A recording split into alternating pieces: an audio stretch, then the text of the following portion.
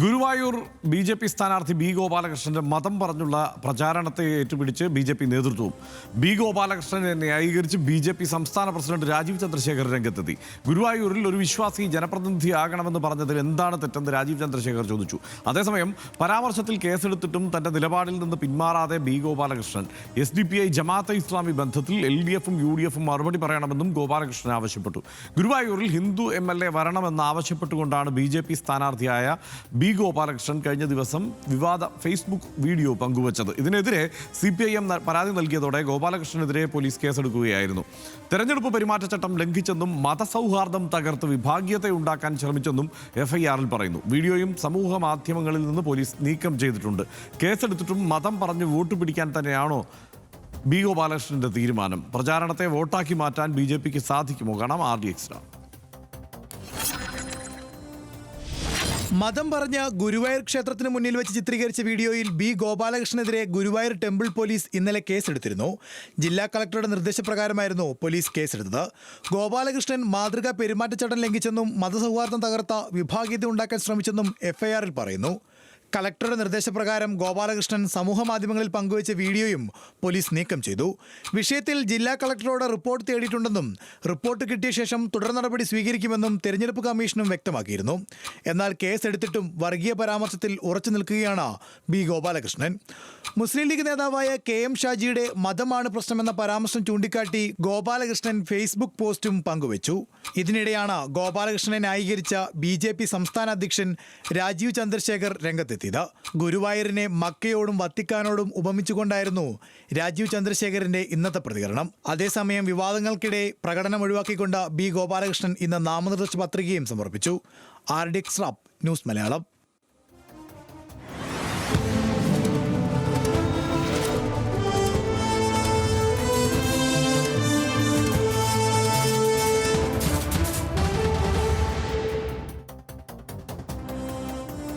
ഗുരുവായൂർ വിരോധികളെയും അമ്പല വിരോധികളെയുമാണ് മണ്ഡലത്തിൽ MLA ആക്കുന്നതെന്നായിരുന്നു BJP സ്ഥാനാർത്ഥി ബി ഗോപാലകൃഷ്ണന്റെ വീഡിയോയിലൂടെയുള്ള വിവാദ പരാമർശം.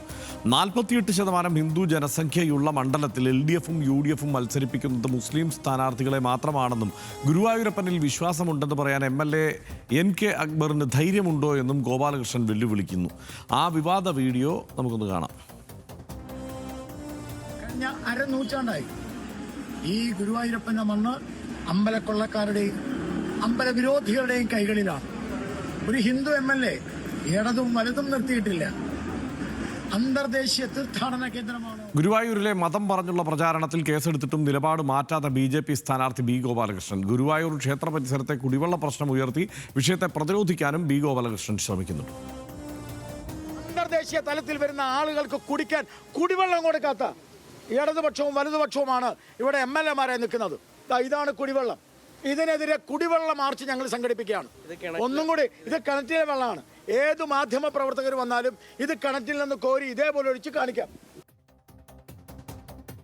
ബി ഗോപാലകൃഷ്ണനെ ന്യായീകരിച്ച് സംസ്ഥാന പ്രസിഡന്റ് രാജീവ് ചന്ദ്രശേഖറും ഇന്ന് രംഗത്തെത്തി. ഗുരുവായൂരിൽ വിശ്വാസി ജനപ്രതിനിധിയാകണമെന്ന് പറഞ്ഞതിൽ എന്ത് തെറ്റാണെന്ന് രാജീവ് ചന്ദ്രശേഖർ ചോദിച്ചു. ഗുരുവായൂരിനെ മക്കയുമായും വത്തിക്കാനുമായും രാജീവ് ചന്ദ്രശേഖർ ഉപമിച്ചു. അദ്ദേഹം ഒരു സ്ഥാനാർത്ഥിയാണ്. ആ ചോദ്യത്തിൽ എന്താണ് തെറ്റ്? അത് ഹേറ്റ് എങ്ങനെയായിപ്പോയി? അവിടെ ഒരു വിശ്വാസിയായ ഒരു MLA വന്നാൽ നല്ലതല്ലേ എന്നാണ് അദ്ദേഹം ചോദിക്കുന്നത്. വാറ്റിക്കനിൽ മറ്റൊരു മതത്തിന്റെ ആരെങ്കിലും MP ആവാൻ പറ്റുമോ? അവിടെ സെനറ്റർ? അല്ലെങ്കിൽ മെക്കയിൽ ഒരു ഹിന്ദു ഒരു പബ്ലിക് റെപ്രസെന്റേറ്റീവ് ആവാൻ കഴിയുമോ? അങ്ങനെ അദ്ദേഹം ഒരു ചോദിക്കുന്നു. അതിൽ എങ്ങനെയാണ് ഹേറ്റ് സ്പീച്ച് ആവുന്നത്? ബി ഗോപാലകൃഷ്ണൻ ലംഘിച്ച പെരുമാറ്റച്ചട്ടങ്ങൾ ഏതാണെന്ന് നോക്കാം. ജാതി അല്ലെങ്കിൽ സാമുദായിക വികാരങ്ങൾ ഉപയോഗിച്ച് വോട്ട് അഭ്യർത്ഥിക്കാൻ പാടില്ല. ആരാധനാലയങ്ങൾ തെരഞ്ഞെടുപ്പ് പ്രചാരണത്തിനുള്ള വേദിയായി ഉപയോഗിക്കരുത്. തെരഞ്ഞെടുപ്പുമായി ബന്ധപ്പെട്ട് വ്യത്യസ്ത വിഭാഗങ്ങൾക്കിടയിൽ ശത്രുതയോ വിദ്വേഷമോ വളർത്താൻ ശ്രമിക്കരുത്. ലഹളയുണ്ടാക്കണമെന്ന ഉദ്ദേശത്തോടെ പ്രകോപനം സൃഷ്ടിക്കരുത്. ഇതൊക്കെയാണ് നിബന്ധനകളിൽ പറയുന്നത്. ഇത്തവണ ഗുരുവായൂരിൽ ഏറ്റുമുട്ടുന്ന സ്ഥാനാർത്ഥികൾ ആരൊക്കെയാണെന്ന് നോക്കാം. NK അക്ബറാണ് LDFിന്റെ സ്ഥാനാർത്ഥി. CH റഷീദാണ് UDFിന്റെ സ്ഥാനാർത്ഥി. ബി ഗോപാലകൃഷ്ണനാണ് BJPയുടെ സ്ഥാനാർത്ഥി. ഗുരുവായൂരിൽ 2021 നിയമസഭാ തെരഞ്ഞെടുപ്പിൽ NK അക്ബറാണ് മത്സരിച്ച് ജയിച്ചത്. 77,072 വോട്ടുകൾ, അതായത് 52.52% വോട്ടുകൾ നേടിയാണ് ജയിച്ചത്. KN ഖാദർ ആയിരുന്നു മുസ്ലിം ലീഗിൻ്റെ സ്ഥാനാർത്ഥി, UDF സ്ഥാനാർത്ഥി. 58,804 വോട്ടുകളാണ് നേടിയത്. ദിലീപ് നായരായിരുന്നു NDAയുടെ സ്ഥാനാർത്ഥി. അത് 4.29%, അതായത് 6,294 വോട്ടുകളാണ് NDA കഴിഞ്ഞ തവണ അവിടെ നേടിയത്. ഭൂരിപക്ഷം LDFൻ്റെ ഭൂരിപക്ഷം 18,268 ആയിരുന്നു. ഗുരുവായൂരിൽ 2024 ലോക്സഭാ തെരഞ്ഞെടുപ്പിൽ തൃശ്ശൂർ ലോക്സഭാ മണ്ഡലത്തിന് കീഴിലാണ് ഗുരുവായൂർ. അവിടെ K മുരളീധരൻ 57,925 വോട്ടുകൾ നേടി. VS സുനിൽകുമാർ നേടിയത് 50,519 വോട്ടുകളാണ്. സുരേഷ് ഗോപി നേടിയത് 45,049 വോട്ടുകളാണ്. അത് ശ്രദ്ധിക്കണം, അവിടെ സുരേഷ് ഗോപിക്ക് അത്ര വോട്ട് കുറവായിരുന്നു എന്നത്. ലീഡ് 7,406 വോട്ടുകൾ K മുരളീധരന് വോട്ടുകളുടെ ലീഡുണ്ടായിരുന്നു. ഇനി 2025 തദ്ദേശ തെരഞ്ഞെടുപ്പിൽ ചാവക്കാട്, ഗുരുവായൂർ മുനിസിപ്പാലിറ്റികൾ ഭരിക്കുന്നത് LDF ആണ്. 6 പഞ്ചായത്തുകളിൽ 5 UDFനും 1 LDFനുമാണ്. ഇതാണ് അവിടുത്തെ ഒരു സ്ഥിതി. അപ്പോൾ എന്തായാലും ഇതിങ്ങനെ പരസ്യമായി ഈ മട്ടിൽ ആവർത്തിച്ച് പറഞ്ഞുകൊണ്ടുള്ള തെരഞ്ഞെടുപ്പ് പ്രചാരണ രീതി അത് പൊതുവേ കേരളത്തിനില്ല. മാത്രമല്ല, ഇവിടെ കേരളത്തിൽ BJPക്ക് NDAക്ക് മുന്നോട്ട് പോകാനുള്ള ഒരു സാധ്യത എന്നത് കേരളത്തിൻ്റെ മതനിരപേക്ഷതയും കേരളത്തിൻ്റെ വ്യത്യസ്തതയും ഒക്കെ ആ നിലയ്ക്ക് തന്നെ ഉൾക്കൊണ്ടുകൊണ്ട് മുന്നോട്ട് പോവുക എന്നതുകൂടി കൊണ്ടാണല്ലോ എൻ്റെ പ്രിയപ്പെട്ട കേരളം എന്നൊക്കെ പറഞ്ഞ് BJP ക്യാമ്പയിൻ തുടങ്ങിയത്. പക്ഷേ ഇപ്പോൾ വി ഗോപാലകൃഷ്ണൻ മറ്റൊരു വഴിക്ക് നീങ്ങുകയാണ്. അതിന് ഏതാണ്ട് പ്രസിഡന്റിൻ്റെ പിന്തുണയുമുണ്ട്. അതെ, എനിക്ക് തോന്നുന്നു ദൈവം ഉണ്ടെങ്കിൽ ഗുരുവായൂരപ്പൻ അതിലൊരാളാണല്ലോ. അദ്ദേഹം നേരിട്ട് ഇറങ്ങി വന്ന് പറയാണ്, ഗോപാലകൃഷ്ണൻ പറഞ്ഞതുപോലെ ഇവിടെ ഒരു ഹിന്ദു MLA വേണം, ഗുരുവായൂരിലെ ഹൈന്ദവ വിശ്വാസികൾക്കുടെ വിശ്വാസം കാത്തുരക്ഷിക്കാനും ഈ മണ്ഡലം നോക്കാനും ഇവിടെ ഒരു ഹിന്ദു MLA വേണമെന്ന് പറഞ്ഞു കഴിഞ്ഞാൽ നമ്മുടെ പൊതുസമൂഹം അങ്ങ് അംഗീകരിക്കരുത്. അത് അംഗീകരിച്ചു കഴിഞ്ഞാൽ നമ്മുടേതായ അഭിമാനിക്കുന്ന മതനിരപേക്ഷ കേരളം എന്നുള്ളൊരു വികാരമോ നമ്മൾ കെട്ടിപ്പടുത്തതുമായ ഒരു യാഥാർത്ഥ്യമുണ്ടല്ലോ, അതിൻ്റെ കടക്കൽ കത്തി വെക്കുന്നത് പോലെയാവും. അത് ഏത് ദൈവം പറഞ്ഞു കഴിഞ്ഞാലും ഇവിടെയുള്ള ജനാധിപത്യ വിശ്വാസികൾ അത് അംഗീകരിക്കരുതെന്നാണ് എനിക്ക് ആദ്യം പറയാനുള്ളത്.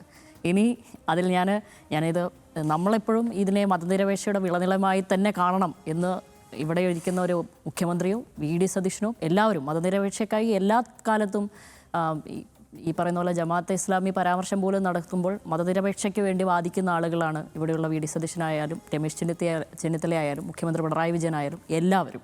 അതുകൊണ്ട് ആര് പറഞ്ഞു കഴിഞ്ഞാലും ഏതെങ്കിലും ഒരു മതഗ്രന്ഥത്തിൽ പോലും വർഗീയത പ്രൊക്ലെയിം ചെയ്യുന്നതായിട്ട് എൻ്റെ അറിവിലില്ല. അതുകൊണ്ട് ഇത് കണ്ണടച്ചുകൊണ്ട് മറ്റേതിൽ പ്രത്യേകിച്ച് ഒരു കാര്യവും ആലോചിക്കാതെ തന്നെ ഗോപാലകൃഷ്ണൻ്റെ പരാമർശം തള്ളിക്കളയണമെന്നാണ് എനിക്ക് പറയാനുള്ളത്. ഇനി നമ്മൾ നോക്കുന്നത് ഇനി ഒരു മുസ്ലിം നാമധാരിയായ ഒരു സ്ഥാനാർത്ഥി വന്നു, അദ്ദേഹം ജയിച്ചു, അദ്ദേഹം MLA ആയി എന്ന് തന്നെ ഇരിക്കട്ടെ. NK അക്ബർ ആണല്ലോ അവിടുത്തെ നിലവിലത്തെ MLA. അദ്ദേഹം എന്ത് ചെയ്തു എന്നുള്ളത് നോക്കാം ഇവിടെ. അപ്പോൾ അദ്ദേഹം ആദ്യമായി തന്നെ ചെയ്തിരിക്കുന്നത്, അദ്ദേഹത്തിൻ്റെ നടപ്പാക്കിയ വികസന രേഖയിൽ തന്നെ അദ്ദേഹം ആദ്യമായി തന്നെ പറഞ്ഞിരിക്കുന്നത് ഗുരുവായൂരിലെ അതിഥി മന്ദിരം, ഗുരുവായൂർ ക്ഷേത്രവുമായി ബന്ധപ്പെട്ട് കാലങ്ങളായി അവർ ഉന്നയിക്കുന്ന ഒരു ആവശ്യമായിരുന്നു അതിഥി മന്ദിരം എന്നുള്ളത്. അവിടെ പല സംസ്ഥാനങ്ങളിൽ നിന്നുള്ള മുഖ്യമന്ത്രിമാർ വരുന്നു. പ്രധാനമന്ത്രി തന്നെ 2019 അവിടെ തുലാഭാരം തൂക്കാനൊക്കെ അവിടെ വന്നിരിക്കുന്നു എന്ന് തുടങ്ങി അവിടെയുള്ള ഭക്തർക്കും ഇതുപോലെയുള്ള സാമൂഹ്യ രാഷ്ട്രീയ രംഗത്തെ പ്രമുഖരുമൊക്കെ വരുമ്പോൾ തങ്ങാനുള്ള ഒരു വൃത്തിയുള്ള അതിഥി മന്ദിരം അവിടെ ആവശ്യമുണ്ട് എന്നുള്ളൊരാവശ്യം കാലങ്ങളായി വരുന്നു. അതിന് 32 കോടി കിഫ്ബിയിൽ നിന്ന് ചെലവിട്ടുകൊണ്ട് അവിടെ ഒരു വലിയ അതിഥി മന്ദിരം, അത്രയധികം വലിയ രീതിയിൽ തന്നെയാണ്. അവിടെ ഗുരുവായൂരിൽ സന്ദർശിക്കുന്ന എല്ലാവർക്കും അത് കാണാവുന്നതുമാണ്. അത് നേർക്കാഴ്ചയാണ് ഒരു വികസനത്തിൻ്റെ. അദ്ദേഹം അവിടെ നടപ്പാക്കിയിട്ടുണ്ട്. ഇനി അത് പോട്ടെ, ചാവക്കാട് കോടതി സമുച്ചയ നവീകരണം അദ്ദേഹം നടത്തിയിരിക്കുന്നു. ഇനി ഗുരുവായൂർ റെയിൽവേ മേൽപ്പാലം എന്നുള്ളത് കാലങ്ങളായിട്ടുള്ള, അവിടെ ആ ലെവൽ ക്രോസ് ഒഴിവാക്കി വരണം എന്നുള്ളത് കാലങ്ങളായിട്ടുള്ള ജനങ്ങളുടെ ആവശ്യമായിരുന്നു. അത് അദ്ദേഹം നടപ്പാക്കിയിരിക്കുന്നു. താലൂക്ക് ആശുപത്രി വികസനം നടപ്പാക്കിയിരിക്കുന്നു 10.5 കോടി ചെലവിട്ടുകൊണ്ട്. ഇനി BMBC നിലവാരത്തിലുള്ള പൊതുമരാമത്ത് റോഡും ആ മണ്ഡലത്തിൽ നടപ്പാക്കിയിരിക്കുന്നു. ഗുരുവായൂർ എന്നുള്ളത് ഗുരുവായൂർ അമ്പലവും ചുറ്റുപാടുമാണെന്ന് വിചാരിക്കരുത്.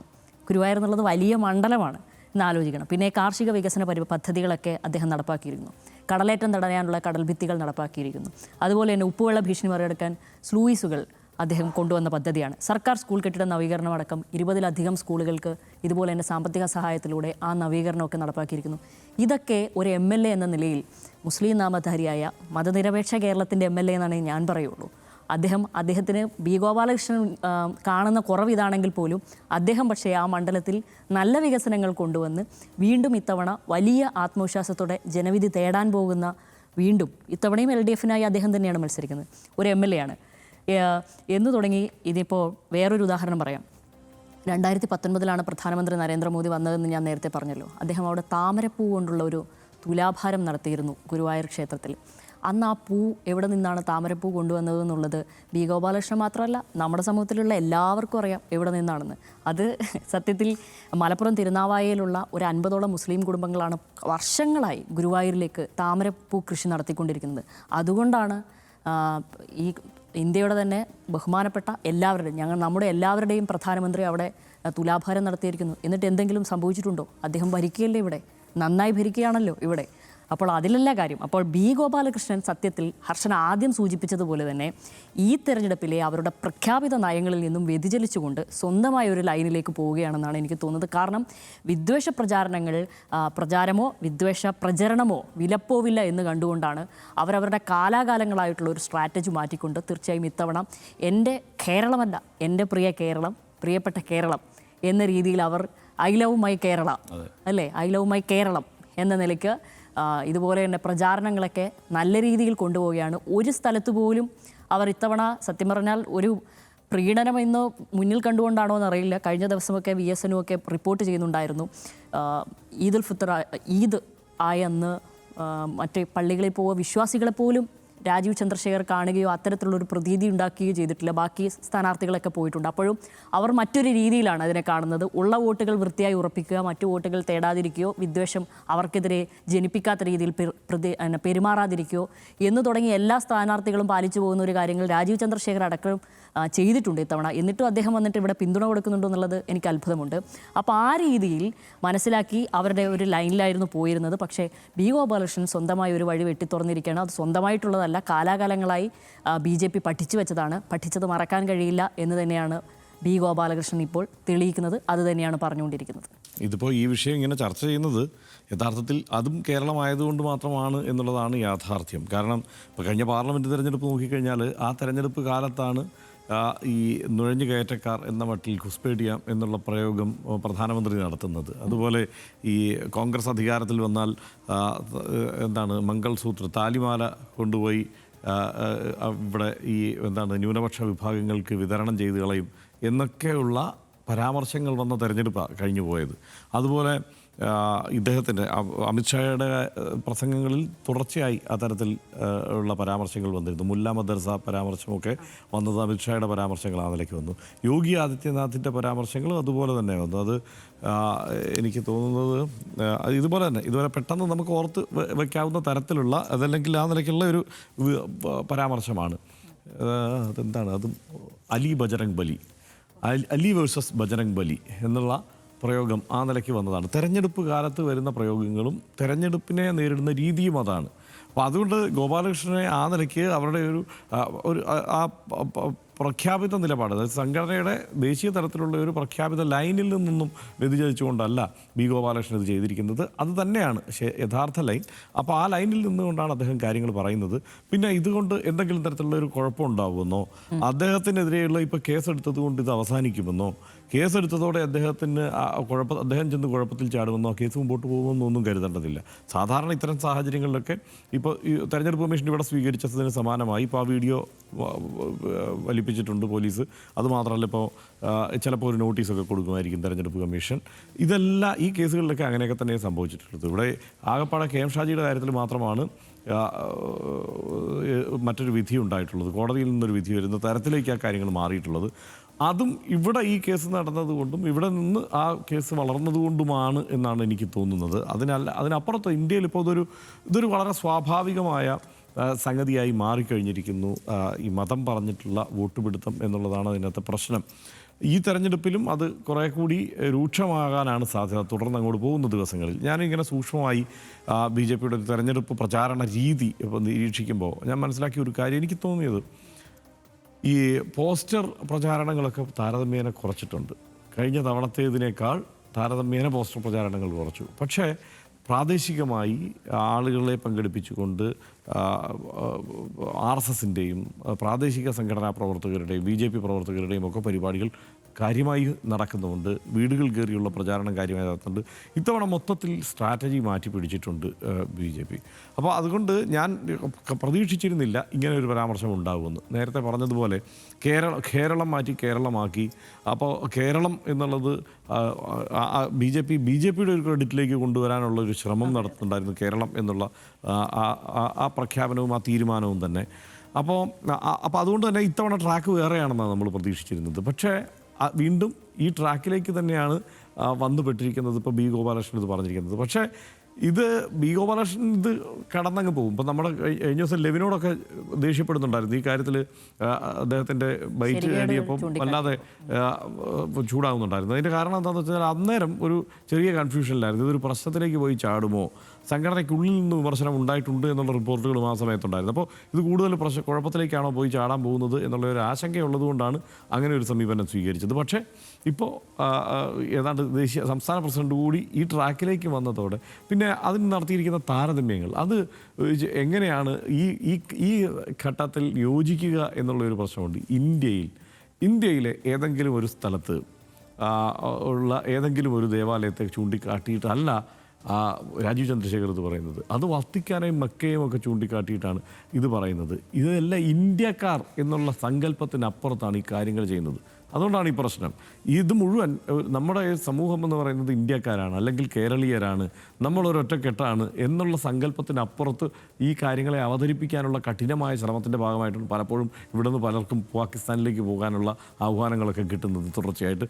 ആ മട്ടിൽ തന്നെയുള്ള ഒരു സമീപനമാണ് ഈ വിഷയത്തിലും. അതായത് മെക്കയിൽ മന്ത്രി ഉണ്ടാവുമോ എന്നും വത്തിക്കാനിൽ മന്ത്രി ഉണ്ടാവുമോ എന്നും ചോദിക്കുന്നത് തന്നെ യഥാർത്ഥത്തിൽ ഈ സാഹചര്യത്തിനും ഈ കാലത്തിനും കേരളത്തിനും പൊരുത്തപ്പെടുന്ന കാര്യങ്ങളല്ല. നിയമസഭാ തെരഞ്ഞെടുപ്പ് പ്രചാരണത്തിനിടെ ഗുരുവായൂർ മണ്ഡലത്തിലെ BJP സ്ഥാനാർത്ഥി B. ഗോപാലകൃഷ്ണൻ നടത്തിയ പ്രസ്താവനകൾ വലിയ രാഷ്ട്രീയ വിവാദങ്ങൾക്ക് വഴിവെച്ചിരിക്കുന്നു. ഗുരുവായൂരിൽ കഴിഞ്ഞ 50 വർഷമായി ഒരു ഹിന്ദു MLA ഉണ്ടായിട്ടില്ലെന്നും ഇടത് വലത് മുന്നണികൾ ബോധപൂർവം ഹിന്ദു പ്രതിനിധികളെ മാറ്റി നിർത്തുകയാണെന്നുമുള്ള അത്യന്തം അപകടകരമായ പ്രസ്താവന തന്നെയാണ് B. ഗോപാലകൃഷ്ണനിൽ നിന്നുണ്ടായത്. ആ കാര്യത്തിൽ സംശയമൊന്നുമില്ല. അതിനേക്കാൾ മോശമായിരുന്നു BJP സംസ്ഥാന പ്രസിഡന്റ് അധ്യക്ഷൻ്റെ ഭാഗത്തുണ്ടായ ന്യായീകരണം. തങ്ങൾക്ക് ഇതുവരെ വലിയ മുന്നേറ്റമുണ്ടാക്കാൻ സാധിക്കാത്ത മണ്ഡലങ്ങളിൽ മനഃപൂർവ്വമായി വിവാദങ്ങൾ ഉയർത്തി അതിനെ വോട്ടാക്കി മാറ്റാൻ BJP ശ്രമിക്കുന്നുണ്ട് എന്നുള്ളതാണ് ഇപ്പോൾ വ്യാപകമായി ഉയരുന്ന ആക്ഷേപം. അതുകൊണ്ട് തന്നെയാണ് വിഷയത്തെ അധികം ഏറ്റുപിടിക്കാൻ ഈ ഇടത് വലത് മുന്നണികൾ ശ്രമിക്കാത്തത് എന്ന് വേണം കരുതാൻ. എന്തായാലും കഴിഞ്ഞ 20 വർഷമായി LDFൻ്റെ കയ്യിലുള്ള മണ്ഡലത്തിൽ മതം പറഞ്ഞു വോട്ട് തേടാനുള്ള നീക്കം ആർക്ക് ഗുണം ചെയ്യുമെന്ന് മെയ് 4 നമുക്ക് കാത്തിരുന്ന് കാണാം.